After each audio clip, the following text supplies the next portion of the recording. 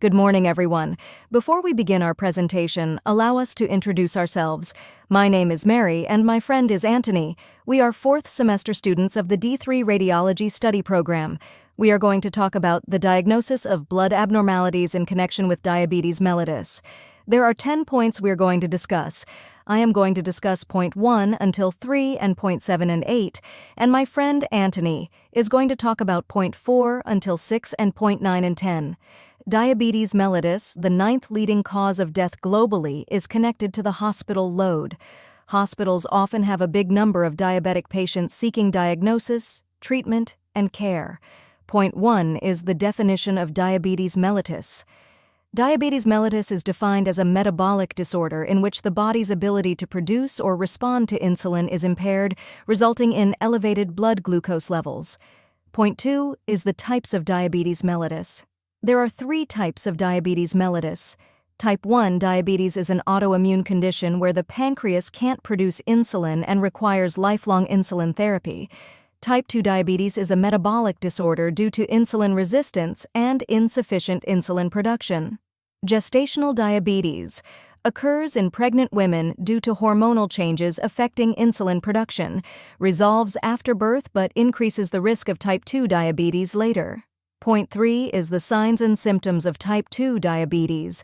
There are several signs and symptoms of diabetes mellitus, such as increased thirst, polydipsia, increased hunger, polyphagia, unexplained weight loss, fatigue, increased urine output, polyuria, blurred vision, slow healing, and numbness.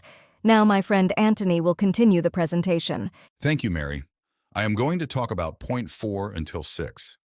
Point 4 is the risk factors of diabetes mellitus. There are 2 risk factors of diabetes mellitus. The first is modifiable risk factors that we can change, like weight, physical activity, and healthy lifestyle choices.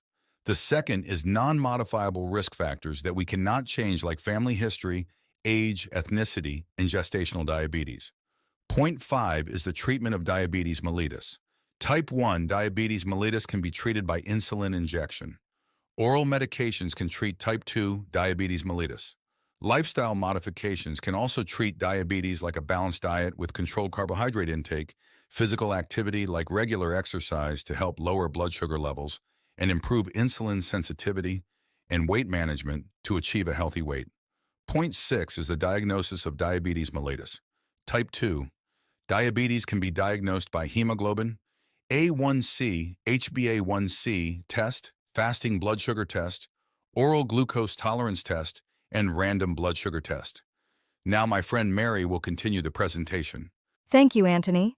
I am going to talk about point 7 and 8. Point 7 is magnetic resonance imaging, MRI. MRI is commonly used to evaluate and detect complications associated with diabetes mellitus, such as diabetic nephropathy and diabetic retinopathy. MRI provides detailed images of the organs and blood vessels, helping to identify abnormalities. Point 8 is ultrasound. Ultrasound imaging is frequently used for assessing blood flow and organ structure in patients with diabetes mellitus.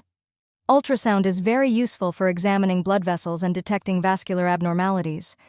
Now my friend Anthony will continue the presentation. Thank you, Mary. I am going to talk about point 9 and 10. Point 9 is computed tomography, CT, scan. CT scanning may be employed to identify blood vessel abnormalities, especially in the case of peripheral arterial disease, PAD, in diabetic patients. CT scanning provides detailed cross-sectional images of the body, aiding in the detection of vascular complications. Point 10 is Doppler ultrasound. Doppler ultrasound is a specialized form of ultrasound that evaluates blood flow in the vessels. Doppler ultrasound can be used to assess blood flow abnormalities and detect peripheral arterial disease in diabetic patients.